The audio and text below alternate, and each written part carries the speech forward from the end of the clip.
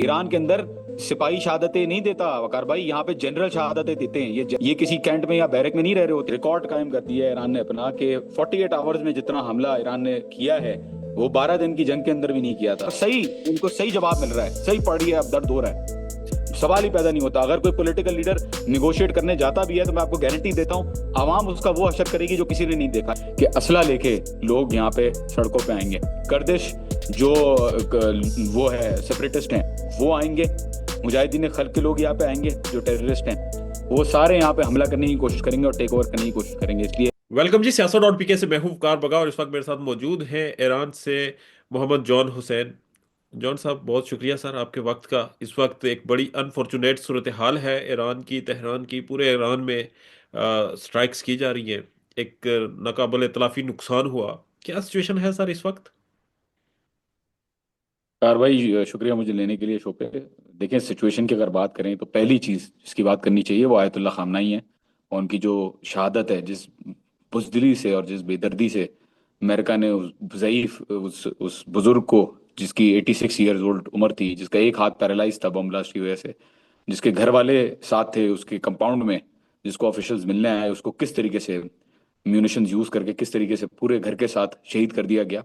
वो इंसान जो फलस्तीन के लिए अकेला खड़ा रहा, पूरी जिंदगी कैंपेन करता रहा ऑपरेस्ड कम्युनिटीज के लिए, वो इंसान जिसको बहुत ज्यादा प्रोपागेंडा जिंदगी भर किया गया कि वो डिक्टेटर है और मुसलमानों का खून बहाया है उसने, और सेक्टेरियन बातों में, सुन्नी शिया की बातों में उलझा के अवाम को झूठ बोला गया। आज उस बंदे ने अपनी शहादत दे के मेरे ख्याल में ये साबित कर दिया है कि जो जो जो दुनिया है इस वक्त, उसमें हक के परचम के आगे जो है कॉम्प्रोमाइज नहीं करना चाहिए, सबमिट नहीं करना चाहिए। और एक बहुत बड़ी मिसाल आयतुल्ला खामनाई ने ये दुनिया के लिए बना दी है। तो लोगों का जो सेंटिमेंट है इस चीज़ के ऊपर, जब खबरें आई तो यकीन करें ऐसा शौक और ऐसी हैवतनाक सूरत हाल थी कि मुझे अपने घर के बाहर से चीखों पुकार की, रोने की आवाज़ें आना शुरू हुई। मैं बाहर गया और मैंने देखा कि किस तरीके से छोटे बच्चे, खवातीन, बेहिजाबी, हिजाबी, मर्द, दाढ़ी वाले, बगैर दाढ़ी वाले, बुजुर्ग, बच्चे, जवान, सब बाहर निकले हुए थे, रो रहे थे, गिरिया कर रहे थे,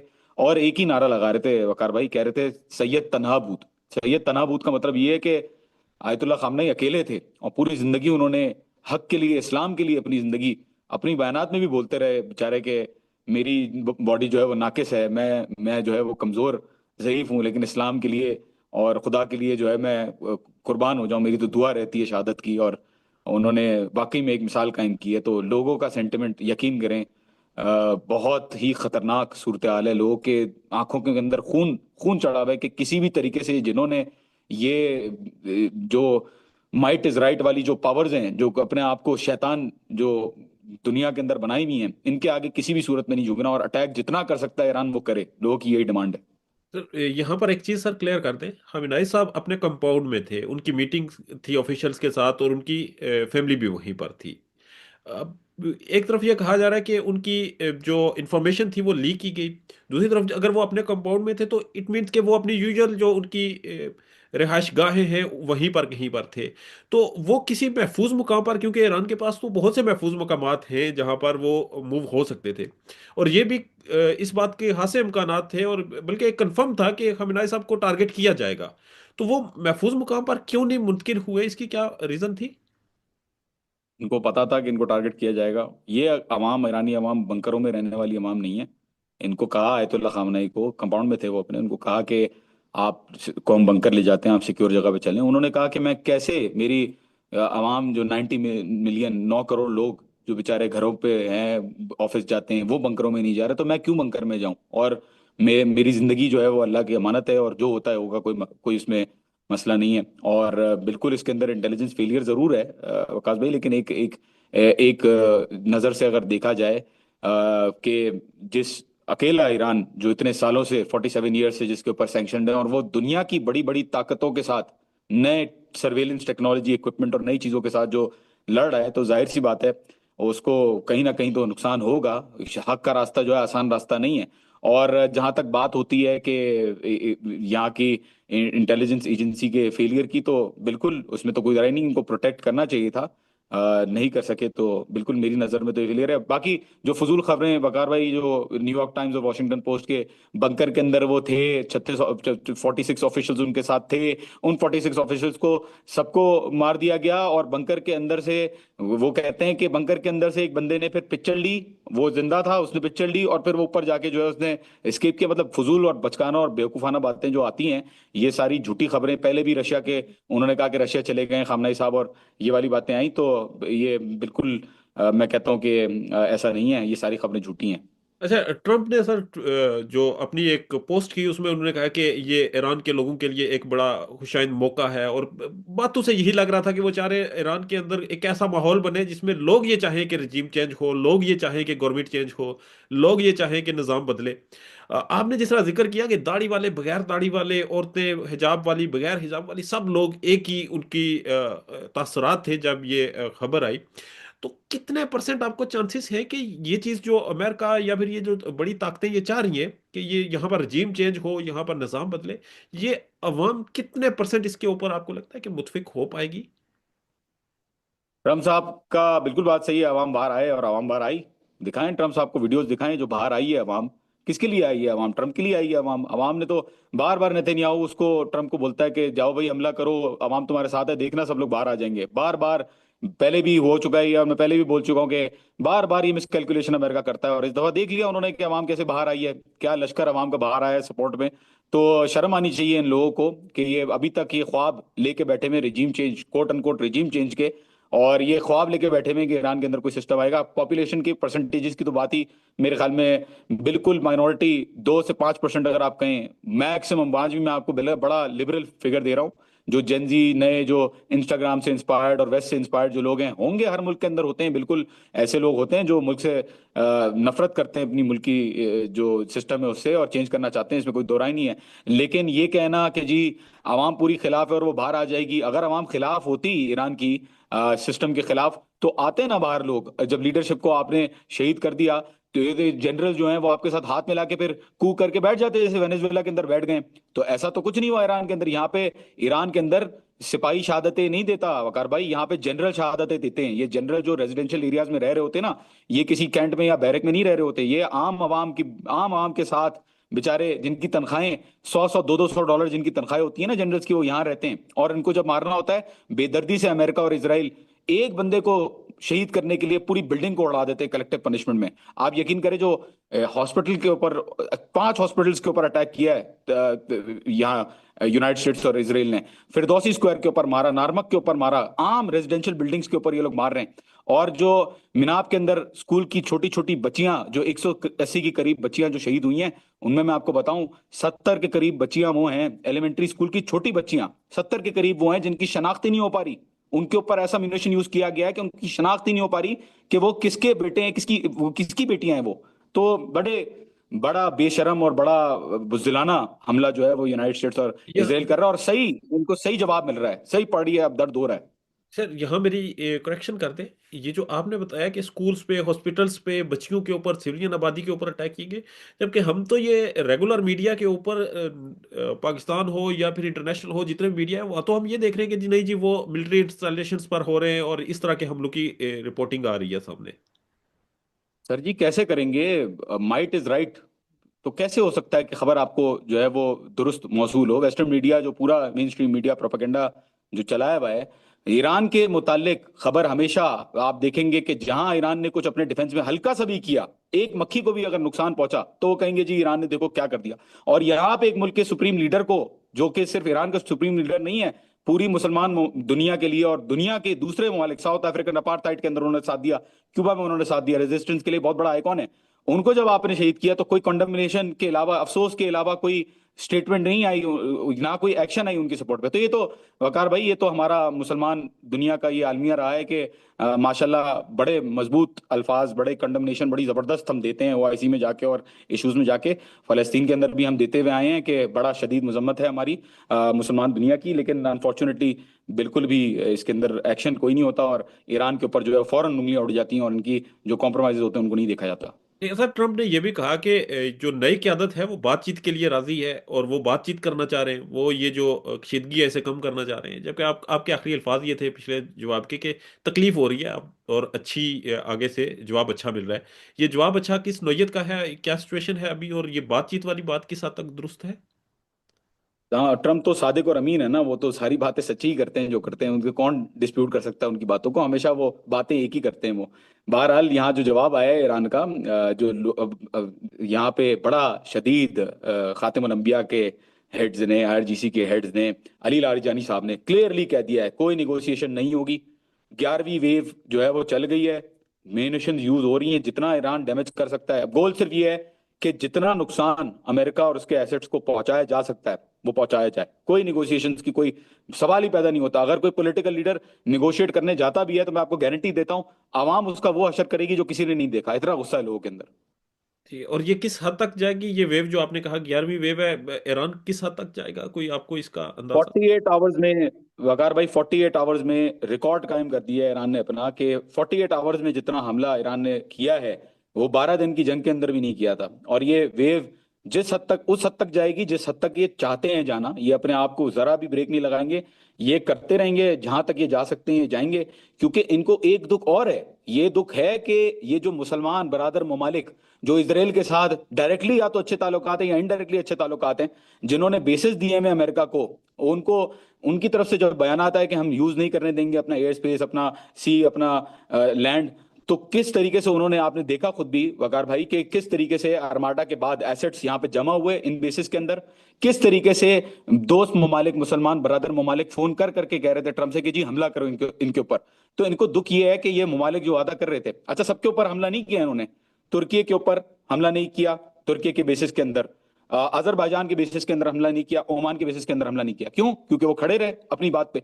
जिन मुल्कों ने कॉम्प्रोमाइज किया और जिन मुल्कों ने अटैक्स किए, ये एयरक्राफ्ट कैरियर इब्राहिम लिंकन ये जो बड़ा लेके आए थे, उसने तो पहला अटैक किया, उसके बाद वो 2000 किलोमीटर पीछे चला गया, और अब तो कहाँ वो पहुंच गया है। तो उसका कोई, वो एक डाइवर्जन थी, असली अटैक्स तो यही, ये जो हमारे दोस्त बरादर इस्लामी ममालिक हैं जो माशाल्लाह बादशाहत के निज़ाम के अंदर जो बैठे हुए हैं, उन्होंने हमले किए यहाँ पे। तो जाहिर सी बात है ये इनको बहुत गुस्सा है, ये नहीं छोड़ने वाले। स्ट्रेट ऑफ हॉर्मुज पे बड़ी बड़ी बातें, बड़े बड़े तजियाकार कहते थे कि ईरान तो स्ट्रेट ऑफ हॉर्मुज बंद नहीं कर सकता, ईरान क्या ही कर लेगा। पहले आयरन डोम के ऊपर ये बातें होती थी, आपको याद होगा, तो वो भरम टूटा। फिर ये भरम टूटा कि ईरान जो है वो कहाँ अटैक कर सकता है अमेरिका के ऊपर। इतने फौजी, आप मुझे खुद बताएं वकार भाई, इतने अटैक्स में 60 स्ट्रेटेजिक लोकेशंस, 500 मिलिट्री बेसिस और इंस्टॉलेशन, 700 ड्रोन से ज्यादा और हंड्रेड्स ऑफ मिसाइल से ज्यादा जो है वो मारा है। आपको लगता है कि 4 लोग, 4 यूएस सोल्जर्स इसमें मरे होंगे, अपने इंतकाम तक पहुंचे होंगे? तो ये तो वक्त ही बताएगा। ये बिल्कुल सही कह रहा है, ईरान के जो 500 से ज्यादा अमेरिकन सोल्जर्स अपने इंतकाम तक पहुंचे हैं, ये बिल्कुल मेरे ख्याल में बिल्कुल सही खबर है। और वक्त के तौर पे ट्रम्प ने माइंड भी बनाना शुरू कर दिया है कि अब आपको नजर आएंगी कि और बॉडीज आ रही हैं। तो ये नहीं रुकने वाले, मेरे ख्याल में ये चलता रहेगा जब तक यूनाइटेड स्टेट्स, मेरे ख्याल में, खाली नहीं कर देता ये सारे बेसिस इस रीजन के अंदर। उसका क्या काम है, ये जब तक खाली नहीं कर देता तब तक मेरे ख्याल में ये चलेगा, एटलीस्ट तब तक। और हो सकता है ये खिंचता रहे जब तक खिंचेगा। ठीक है। अच्छा जॉन साहब, मुझे ये बता दें कि एक ये खबर सामने आई कि ईरान शायद न्यूक्लियर वेपन बनाने के एक हफ्ता दूरी पर था, या बना चुका था, या बना रहा है। और ये जो अटैक था ये न्यूक्लियर के लिए था या खamenei साहब के लिए था? 1995 से बेचारा नेतन्याहू एक पिक्चर लेके घूम रहा है, कभी कांग्रेस के अंदर जा रहा है, कभी यूनाइटेड नेशंस के अंदर जा रहा है, कह रहा है हफ्ते दूर हैं, महीने दूर हैं, अभी बस बन गया, बम बन गया, बम बना लिया। भाई ये वकार भाई, ईरान को कभी भी न्यूक्लियर वेपन नहीं बनाना था। अगर बनाना चाहते तो बनाते, क्योंकि जो कर रहे हैं वो तो ऑलरेडी सैंक्शन लगी हुई है, ऑलरेडी सब कुछ हुआ हुआ है। अगर बनाना चाहते तो बना सकते थे।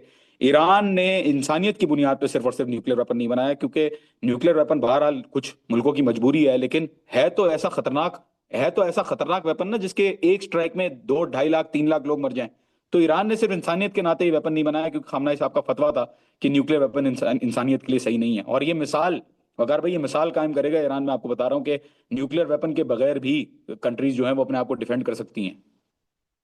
ठीक है। और अब ये जो हालात इस वक्त इतने शदीद कशीदा हैं, और जो एक इस नौयत की जंग जारी है, ये आपको रुकती हुई कहाँ नजर आती है? मुझे रुकती हुई ये नजर नहीं आती, मैं आपको सच बताऊं तो रुकती हुई जो जोश और जलवला और जो सेंटिमेंट्स हैं, जो जज्बात हैं, मुझे रुकती हुई नजर नहीं आती। ये फैलेगी जंग, ये बड़ी जंग होगी। कभी ना कभी तो ये होना ही था, ये बड़ी जंग होगी, और ये मुझे नहीं लगता कि रुकेगी।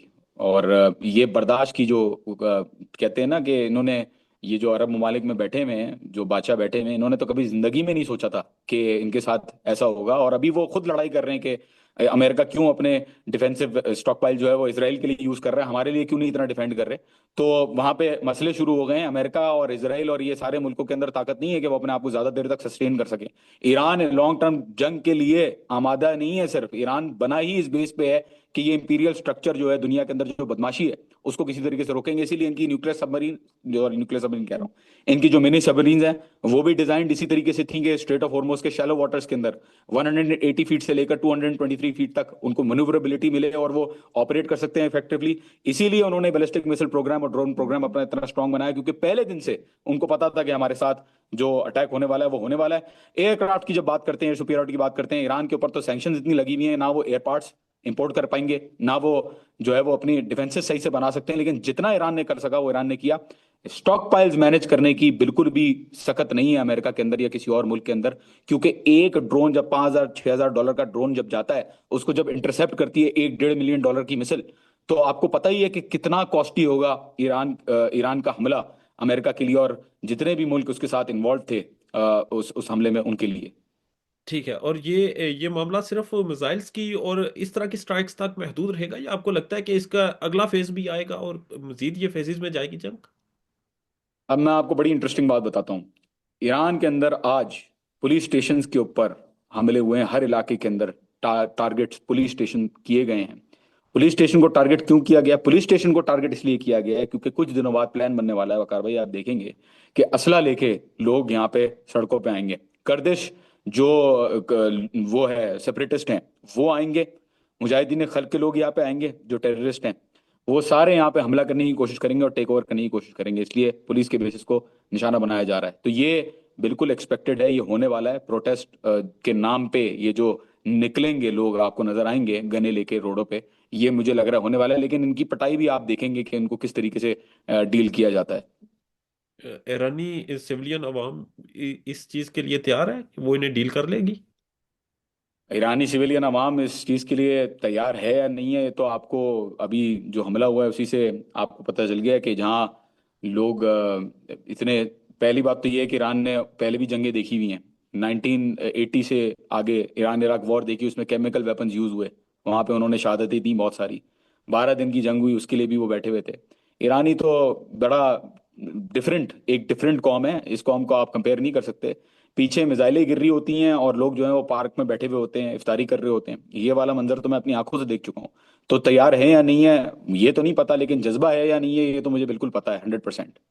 ठीक है, और एक चीज सर, जो इस सारी गुफ्तगू से मुझे समझ आई कि ये जो आप बता रहे हैं कि नुकसान जो इसराइल का और अमेरिका का हुआ है, ये जब सामने आएगा, और यकीनन ये कुछ दिनों में या मैक्सिमम कुछ हफ्तों तक ही ये रुक सकता है, सामने ला छुपाया जा सकता है। जब ये सामने आएगा तो ये तो एक नई वेव शुरू हो जाएगी, उनके अंदरूनी मामलात हो जाएंगे, जब वहां की आवाम को पता चलेगा कि उनका इतना जानी नुकसान हुआ है। देखिए ये बिल्कुल उनको पता तो है ना अभी भी कि जानी नुकसान हो रहा है। तो वेव तो वो कर रहे हैं, वो तो अटैक्स कर रहे हैं, तेहरान के ऊपर कारपेट बॉम्बिंग कर रहे हैं, जिस तरीके से गाजा और नहीं फलस्तीन के नहीं, अंदर मैं ये वहां की आवाम की बात कर रहा हूँ कि वहां पर भी अगर मुजाहरे शुरू हो जाते हैं गवर्नमेंट के खिलाफ, तो ये तो एक अलग से चैलेंज बन जाएगा उनके लिए भी। नहीं, ये वकार में मुजाहिरे मुजाहिरे नहीं होंगे, उसका तो कोई सवाल ही मुझे नहीं लगता पैदा हो। टेररिस्ट अटैक्स कॉन्सेंट्रेटेड जगहों पे, स्कैटर्ड या स्पोरैडिक टेररिस्ट अटैक्स हो सकते हैं स्केल के ऊपर। और कोई ऐसा मुझे नहीं नजर आता कि उसके अंदर बहरहाल चांसेस तो हैं। ये भी अमेरिका ट्राई करके देख ले कि कितना सक्सेसफुल होता है। मुझे नहीं लगता कि ये प्लान भी इनका सक्सेसफुल होने वाला है, वो आप खुद देख लेंगे वक्त आएगा तो। ठीक है, और लास्टली सर, स्ट्रक्चर के बारे में मुझे बता दें कि ये जो क्यादत का खात्मा करने का एक तरीका बनाया गया है कि एक क्यादत आती है उसे खत्म कर दिया जाए दूसरी को, जिस तरह हमने हमास को देखा है कि मुसलसल क्यादत को टारगेट किया गया। तो ईरान का ये स्ट्रक्चर कितना मजबूत है कि अगर एक क्यादत को टारगेट बनाया जाता है तो दूसरी और फिर तीसरी, इस हवाले से क्या क्या अपडेट्स हैं?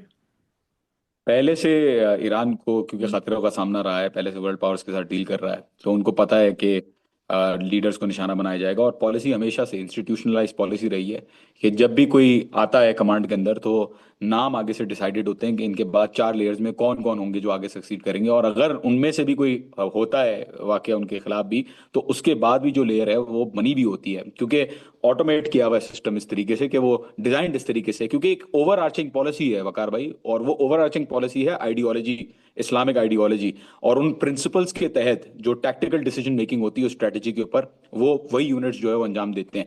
कुछ यूनिट्स डिसेंट्रलाइज्ड इस वक्त काम कर रहे हैं, अपने मुताबिक काम कर रहे हैं, और आप देख रहे हैं कि किस तरीके से कितनी इफेक्टिवली वो काम कर रहे हैं और कितनी शिद्दत के साथ वो काम कर रहे हैं। ईरानी जो सिस्टम है उसके अंदर, सिस्टम के अंदर इंतहाई रेवोल्यूशनरी लोग बैठे हुए हैं जो अपने आप को कुर्बान करने के लिए तैयार हैं सिर्फ इस्लाम के नाम पे। तो आई थिंक कि ये मसला, लीडरशिप का मसला, इनके लिए कोई प्रॉब्लम नहीं है। पिछली 12 दिन की जंग में भी यही हुआ था, लीडरशिप को उड़ा दिया था, लेकिन देखें आप किस तरीके से वहां पे भी हुआ, और इस दफा भी लीडरशिप के ऊपर जब टारगेट हुआ है, और काफी लीडर्स, पाकपुर साहब जैसे फॉर एग्जाम्पल शहीद हुए हैं, तो आपने देखा कि किस तरीके से अभी भी अटैक्स जारी हैं। तो इससे फर्क नहीं पड़ने वाला, और ये काफी काफी लेयर्ड और काफी मजबूत सिस्टम है, क्योंकि इनकी आइडियोलॉजी इतनी स्ट्रांग है।